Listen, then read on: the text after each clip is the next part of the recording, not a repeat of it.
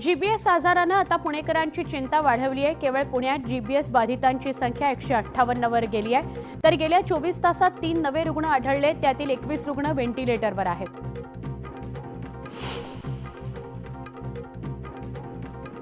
राज्यात गुलेन-बॅरी सिंड्रोममुळे चिंतेचं वातावरण आहे। दररोज रुग्णसंख्येत 9 ते 10 रुग्णांची वाढ होतीये, तर दिलासादायक म्हणजे जीबीएसचे रुग्ण बरेही होत आहेत। 38 रुग्णांनी डिस्चार्ज घेऊन काल ते घरी गेले। पुण्यामध्ये जीबीएस रुग्णसंख्येत दिवसेंदिवस वाढ होत असताना बरं होणाऱ्या रुग्णांचं प्रमाणही वाढतंय। ससून रुग्णालयातील 5 रुग्णांनी जीबीएसवर मात केली। बरं झालेल्या रुग्णांना रविवारी डॉक्टरांनी पुष्पगुच्छ दिला, पेढा भरवला आणि घरी सोडलं। प्रवाशांनी पाठ फिरवलेल्या मोनो रेलला नवी उभारी देण्याकरता आणखी 12 मोनो गाड्या ऑगस्टपासून सुरू होणार आहेत। यापैकी 3 नवीन गाड्या मुंबईत दाखल झाल्यात, तर उर्वरित 7 गाड्या जूनपर्यंत येणार आहेत। मुंबईसह शहरी भागात 2 महिन्यात बाईक टॅक्सी सुरू करण्याचा निर्णय घेण्यात आलाय। मात्र बाईक टॅक्सीला पारंपरिक काळ्या पिवळ्या टॅक्सी रिक्षा चालकांनी विरोध केलाय। बाईक टॅक्सीमुळे रिक्षा टॅक्सी व्यवसायाला धोका निर्माण होऊ शकतो, असं संघटनेचं म्हणणं आहे। काळा चौकीतील अभ्युदय नगर पुनर्विकास प्रकल्पाच्या निविदेला वारंवार मुदतवाढ देऊनही विकासकांनी पाठ फिरवली आहे। निविदेला प्रतिसाद मिळत नसल्यानं 6व्यांदा मुदतवाढ देण्याची वेळ आलेली आहे। आता 13 फेब्रुवारीपर्यंत मुदतवाढ देण्यात आलेली आहे। नवीन वर्ष उजाडल्यापासून मुंबईत मुक्कामी असलेल्या थंडीची तीव्रता वाढणार आहे। मंगळवारी यंदाच्या हंगामातील सगळ्यात निचांकी तापमानाची नोंद होईल। किमान तापमानात 13 अंशांपर्यंत विक्रमी घसरण होईल, असा अंदाज हवामान खात्यानं वर्तवला आहे। या दिवशी मुंबईकर सुपरकूलचा अनुभव घेऊ शकणार आहेत। एमएमआरडीएच्या विविध पायाभूत सुविधा प्रकल्पांच्या अंमलबजावणीकरता दुसऱ्या टप्प्यातील 12,000 कोटींच्या खर्चाकरता नुकतीच सरकारनं कर्ज हमी दिली आहे। त्यामुळे आता एमएमआरडीएच्या प्रकल्पांना अर्थबळ मिळणार असून प्रकल्प वेगानं मार्गी लावण्यास मदत होणार आहे। एमएमआरडीएच्या अखत्यारीतील मुंबई महानगर प्रदेशातील विकास कामं आता वेग घेणार आहेत, कारण एमएमआरडीएच्या अखत्यारीतील सगळ्या प्रकारच्या विकास कामांकरता आवश्यक एमएमआरडीएकडील परवानगी आता ऑनलाईन पद्धतीनं द्यायला सुरुवात झाली आहे। मुंबईत जानेवारीमध्ये घरविक्रीला समाधानकारक सुरुवात झाली आहे। मुंबईत 12,249 घरांची विक्री झाली असून यातून सरकारला 994 कोटी रुपयांचा महसूल मिळालाय। गेल्या 13 वर्षातील जानेवारीत घरविक्रीचा हा उच्चांक आहे। गृहनिर्माण संस्थांच्या आवारात इलेक्ट्रिक वाहनांसाठी ई चार्जिंग स्टेशन्स उपलब्ध केल्यास वायू प्रदूषणाचा धोका कमी होण्यास मदत होईल, असं निरीक्षण उच्च न्यायालयाने नुकतंच नोंदवलं। तसंच गृहनिर्माण संस्थांमध्ये चार्जिंग स्टेशन्स उपलब्ध करण्याबाबतच्या धोरणाला लवकरात लवकर अंतिम स्वरूप देऊन ते अंमलात आणा, असे आदेशही राज्य सरकारला दिले आहेत। मंत्रालयामध्ये प्रवेशासाठी लागू करण्यात आलेल्या फेस डिटेक्शनवर आधारित FRS तंत्रज्ञानामुळे मंत्रालयाच्या सुरक्षिततेमध्ये वाढ होण्यास मदत होणार आहे। शासकीय अधिकारी, कर्मचारी, लोकप्रतिनिधी या सगळ्यांना या प्रणालीसाठीची आवश्यक नोंदणी करून घ्यावी लागणार आहे। मुंबईमध्ये रेल्वे CSMTवर लवकरच 150 हायटेक बॅगेज तसंच बॉडी स्कॅनिंग मशीन्स बसवण्यात येणार आहेत। यासाठी मध्य रेल्वेनं निविदा वाढवली आहे। हवेचा दर्जा सुधारण्यासाठी महानगरपालिका प्रशासनानं कंबर कसली आहे। यासाठी पालिकेनं विविध उपाययोजना राबवल्या असून अद्ययावत यंत्रांच्या खरेदीवरही भर दिला आहे। मुंबईतील धुळीवर नियंत्रण मिळवण्यासाठी पालिकेने बॅटरीवर चालणारी धूळ शोषणारी यंत्र खरेदी करण्याचा निर्णय घेतला आहे। मुंबईच्या अनेक भागात पाणी गळती, कमी दाबानं पाणीपुरवठा, दूषित आणि अपुरा पाणीपुरवठा आदी समस्यांशी सामना करावा लागत आहे। त्यामुळे पालिकेनं विविध विभागांमधील जलवाहिन्यांच्या दुरुस्तीची आणि सिमेंट काँक्रिटीकरणाची जवळपास 300 कोटींची कामं हाती घेतली आहेत। कुर्ला, घाटकोपर, भांडूप, मुलुंड, चेंबूर, वांद्रे, मालाड, कांदिवली, बोरिवली, गोरेगाव, दहिसरचा समावेश यात करण्यात आलाय। जानेवारीत देशातील वीज वापर 2.7% वाढून 137.49 अब्ज युनिट इतका झाला आहे। या काळात तापमान सामान्यापेक्षा कमी असल्याने गीझर यासारख्या उपकरणांचा वापर कमी झाला आहे।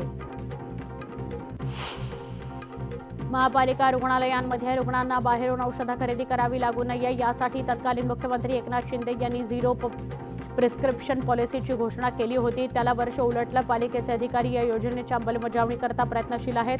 यंदा त्याची घोषणा होणार का हे पाहणं महत्त्वाचं औत्सुक्याचं ठरणार आहे. वीरमाता जिजाबाई भोसले वनस्पती उद्यान आणि प्राणी संग्रहालयासाठी पालिकेने गेल्या अर्थसंकल्पात केलेली तरतूद कागदावरच असल्याचं दिसतंय. प्रस्तावित केलेल्या प्रकल्पांना फारशी गती मिळाली नसून निविदा प्रक्रिया सुरू असल्याची माहिती अधिकाऱ्यांनी दिली आहे. मुंबई हिरवीगार व्हावी, प्रदूषण कमी होऊन जास्त ऑक्सिजन निर्मिती व्हावी या उद्देशानं महापालिकेनं हिंदुहृदय सम्राट बाळासाहेब ठाकरे शहरी हरितीकरण करायचे प्रकल्प राबवण्याचं ठरवलं होतं. मात्र या प्रकल्पासाठी मीठ आयुक्तालयानं जागा देण्यास नकार दिल्यामुळे हा प्रकल्प जवळपास गुंडाळावा लागलेला आहे. मुंबई शहर आणि मुंबई महानगर प्रदेशातील महानगरांमध्ये ढासळत चाललेल्या हवेच्या गुणवत्तेबाबत न्यायालयानं उचित पावलं उचलण्याचे निर्देश शासनाला दिले आहेत. पनवेलमध्ये 150 वर लाकूड फाटा वापरणाऱ्या प्रदूषणकारी 150 बेकरी हॉटेल आहेत. या सगळ्यांना नोटिसांचे कागदी घोडे नाचवण्यापलीकडे ठोस कार्यवाही महापालिकेनं अद्याप काही केलेली नाही. पालिकेच्या डम्पिंग ग्राउंडवर प्लास्टिक कचऱ्यावर प्रक्रिया करण्यासाठी RDF प्रकल्प उभारण्यात आला आहे. या ठिकाणी प्लास्टिकपासून फ्युएल गोळा तयार केले जातात. या कचऱ्याचा कारखान्यांमधील बॉयलरमध्ये इंधन म्हणून वापर केला जाणार आहे. फेब्रुवारीच्या पहिल्या आठवड्याची सुरुवात जोरदार झाली. गुंतवणूकदारांसाठी या आठवड्यात 6 नव्या IPOमुळे पैसे गुंतवण्याचा पर्याय उपलब्ध होणार आहे. यामध्ये एक IPO मेन बोर्डवर तर 5 लघु मध्यम कंपन्या आहेत, अर्थात SME या क्षेत्राशी संबंधित आहेत. पुढील आठवड्यामध्ये आणखी 2 IPO लिस्ट होणार आहेत.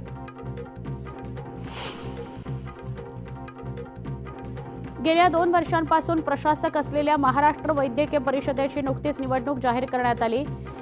मात्र जाहीर केलेल्या निवडणूक वेळापत्रकानुसार उमेदवारी अर्ज घेण्याकरता परिषदेच्या कार्यालयामध्ये जाणाऱ्या डॉक्टरांना रिकाम्या हातानं माघारी जावं लागलं.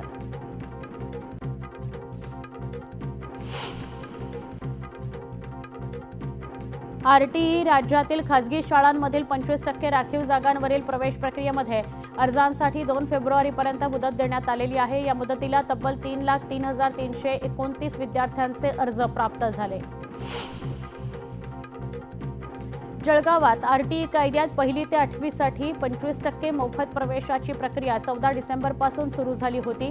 रविवारी अर्जाची शेवटची मुदत होती. यासाठी रात्री उशिरापर्यंत जिल्ह्यात 9,642 अर्ज प्राप्त झाले होते. यंदा जागांच्या तुलनेत तिपटीनं अर्ज केल्यानं शाळा निवडीसाठी चांगली चुरस बघायला मिळणार आहे. राज्यातील एकूण शाळांपैकी 78.40% शाळांमध्ये संगणक उपलब्ध असून 1,08,444 शाळांमध्ये संगणक वापराचं प्रमाण 72.95% असा दावा शालेय शिक्षण विभागाकडून करण्यात आलाय. प्रथम एज्युकेशन फाउंडेशन या संस्थेनं एकूण शाळांच्या केवळ 0.81% इतक्या शाळांचं सर्वेक्षण केलेलं आहे. पंतप्रधान नरेंद्र मोदी यांचा डिजिटल इंडिया महाराष्ट्रात फेल होऊ लागला आहे. महाराष्ट्राच्या ग्रामीण भागातील 48.3% शाळा आजही संगणकाविना आहेत, अशी धक्कादायक वस्तुस्थिती सर्वेक्षणातून उघड झाली आहे. इतकंच नव्हे तर अनेक शाळांमध्ये मुलींसाठी स्वच्छतागृह नसल्याचंही समोर आलं. राज्य सामायिक प्रवेश परीक्षा कक्षानं BSc नर्सिंग आणि सामान्य परिचर्या अभ्यासक्रमाच्या प्रथम वर्षाच्या प्रवेश परीक्षेचे अर्ज भरायला सुरुवात केली आहे. 28 फेब्रुवारीपर्यंत अर्ज सादर करता येतील. त्यातून यंदा नर्सिंग अभ्यासक्रमाला वेळेत सुरुवात होण्याचा मार्ग मोकळा झाला आहे. गेल्या आठवड्यामध्ये आंतरराष्ट्रीय स्तरावरील घडामोडींचा परिणाम देशांतर्गत सराफा बाजारात दिसून आला. नागपुरात 10 ग्रॅम शुद्ध सोन्याचा दर 2,100 रुपयांनी वाढला, तर चांदीत प्रति किलो 2,600 रुपयांची वाढ झाली.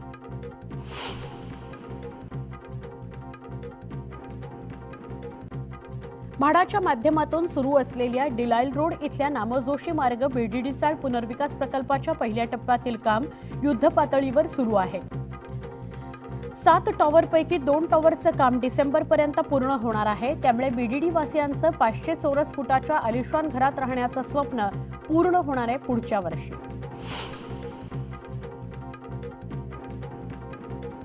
पुण्यासह दिल्ली, मुंबई अशा शहरांमध्ये मोठ्या प्रमाणात होणाऱ्या वाहतूक कोंडीवर पर्याय म्हणून स्वदेशी बनावटीची एअर टॅक्सी सुविधा सुरू करण्यात येणार आहे। 2026 पर्यंत या सुविधेची प्रायोगिक तत्वावर चाचणी घेण्यात येईल, असे केंद्रीय नागरी हवाई मंत्री किंजिरापू राममोहन नायडू यांनी सांगितलं। सातारा जिल्ह्यातील महाबळेश्वर या थंड हवेच्या ठिकाणाच्या शेजारीच नवीन महाबळेश्वर गिरिस्थान प्रकल्पात नव्यानं 294 गावांचा समावेश करण्यात येणार आहे। याचा प्रस्ताव महाराष्ट्र राज्य रस्ते विकास महामंडळानं राज्य सरकारकडे मंजुरीकरता सादर केला आहे। बदलत्या हवामानामुळे हापूस आंबा पिकाचं चित्र अद्याप तरी अस्पष्टच आहे। गतवर्षी फेब्रुवारी महिन्यातच हापूस आंबा बाजारात आला होता। यावर्षी मात्र 15 एप्रिल नंतरच आंबा बाजारात येईल, असं बागायतदारांकडून सांगण्यात येत आहे। राज्य परिवहन महामंडळाकडून स्वच्छ सुंदर बसस्थानक अभियान सुरू करण्यात आलंय। एका वर्षात 4 फेऱ्यांच्या एकूण गुणांच्या सरासरीच्या आधारे अंतिम विजेत्याची निवड केली जाणार आहे। पहिल्या येणाऱ्या बसस्थानकाला 1 कोटी रुपये बक्षीस दिलं जाणार आहे। जळगावच्या भडगाव तालुक्यातील भोरटेक या शिवारात वन्य प्राण्यांच्या उपद्रवामुळे शेतकरी हताश झालाय। वन्य प्राण्यांपासून पिकांना वाचवण्याकरता शेतकऱ्यांना शेतात जागता पहारा द्यावा लागतो आहे।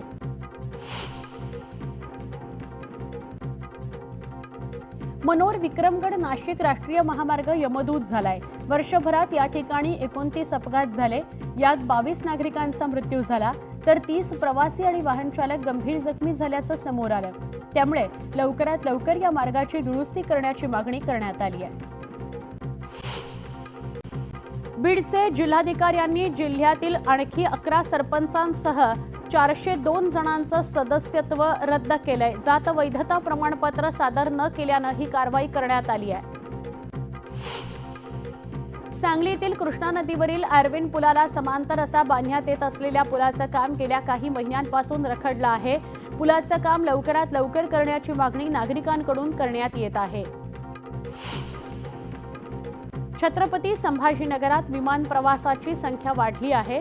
2024 मध्ये 6,95,000 प्रवाशांनी विमान प्रवास केला। मागील वर्षीच्या तुलनेत प्रवासी 91,000 वाढलेत। त्यामुळे आता प्रवाशांकडून नवीन विमान सेवेची मागणी करण्यात येते। जळगावच्या पाचोरा इथं रेल्वेच्या कामाकरता ब्लॉक घेण्यात येणार आहे। त्यामुळे जळगाव भुसावळ मार्गे धावणाऱ्या 4 रेल्वे 4 फेब्रुवारी रोजी रद्द करण्यात आल्या आहेत। यासोबतच मुंबईहून सुटणाऱ्या 3 रेल्वे उशिरानं धावणार आहेत। नागपूरमध्ये फेब्रुवारीच्या सुरुवातीलाच उन्हाचे चटके तीव्र स्वरूपात जाणवू लागले। गेल्या 24 तासात तापमानाची 34.6 अंशाने नोंद असून सरासरीपेक्षा 4.5 अंशांनी तापमानाचा पारा वाढला आहे, तर रात्रीच्या तापमानात 1 अंशाची घट नोंदवण्यात आली आहे। मावळमधील टाकवे गावात विठ्ठल रुक्मिणी देवाच्या जत्रेदरम्यान भव्य छकडी बैलगाडा स्पर्धा आयोजित करण्यात आली होती। या स्पर्धेत जिल्ह्यातील 350 बैलगाडा मालकांनी सहभाग घेतला। छकडी बैलगाडा स्पर्धा पाहण्याकरता स्थानिकांनी यावेळी मोठी गर्दी केली होती। समृद्धी महामार्गावरील 4 ठिकाणच्या टोलनाक्यांवरील 200 कर्मचारी 4 दिवसांपासून संपावर गेलेत। त्यामुळे हे टोलनाके बंद आहेत। पगारवाढ द्यावी, रखडलेला पगार द्यावा, पीएफ ESICSचा योग्य लाभ मिळावा, अशा मागण्या या कर्मचाऱ्यांनी केल्या आहेत।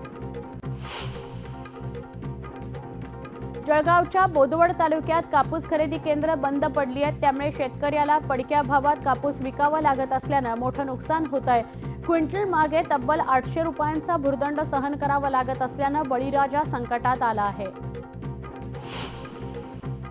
सोलापूर जिल्ह्यात आंबा लागवड क्षेत्र वाढत असतानाच पेरूलाही शेतकरी प्राधान्य देत असल्याचं दिसतंय। जिल्ह्यात आंब्यासह पेरूची लागवड सुरू असून जिल्ह्यात 4,421 हेक्टर क्षेत्रावर आंबा लागवड तर 5,297 हेक्टर क्षेत्रावर पेरू लागवड करत असल्याचं कृषी खात्याकडून सांगण्यात आलं। जळगावातील 40 गावातल्या तालुक्यातील बेशिस्तपणे वाहन चालवणाऱ्या 15,000 वाहनधारकांकडून 44,82,000चा दंड वसूल करण्यात आलाय, तर गेल्या 3 वर्षात 18,000 वाहनधारकांकडे 1,33,00,000चा दंड थकीत आहे। सांगलीमध्ये ईव्हीएम ऐवजी मतपत्रिकेवर निवडणुका घ्याव्यात असा ठराव वाळवा तालुक्यातील बहे या ग्रामपंचायतीनं केलाय। नुकत्याच पार पडलेल्या ग्रामसभेत मतपत्रिकेवर निवडणूक घेण्याचा ठराव करण्यात आला होता। जानेवारीच्या शेवटच्या आठवड्यात ग्रामसभेमध्ये हा ठराव संमत करण्यात आला। डेंग्यू, मलेरिया आणि इतर साथीचे आजार वाढू लागले की ज्या फळांच्या मागणीमध्ये वाढ होते त्यामध्ये ड्रॅगन फ्रूटचाही समावेश होतो। पूर्वी आयात होणाऱ्या या फळाची शेती आता देशातही सुरू झाली आहे। एका ड्रॅगन फ्रूटची किंमत 70 रुपये आहे, मात्र गुणकारी असल्याने त्याच्या मागणीत वाढ होते। पाटण तालुक्यातील मळे, कोकणे आणि पांथरपुंज या गावच्या पुनर्वसनासंदर्भात सातारा जिल्हाधिकारी कार्यालयात पालकमंत्री शंभूराज देसाई यांच्या उपस्थितीत बैठक होणार आहे। या बैठकीत 6 कोटी रुपयांचं वाटप करण्यात येणार आहे।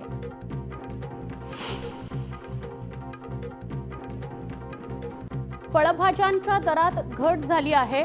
परराज्यातून मिळून 90 ट्रक फळभाज्यांची आवक झाली आहे। आवक वाढल्यानं आलं, लसूण, काकडी, ढोबळी मिरची, मटारच्या दरात घट झाल्याचं दिसून आलं।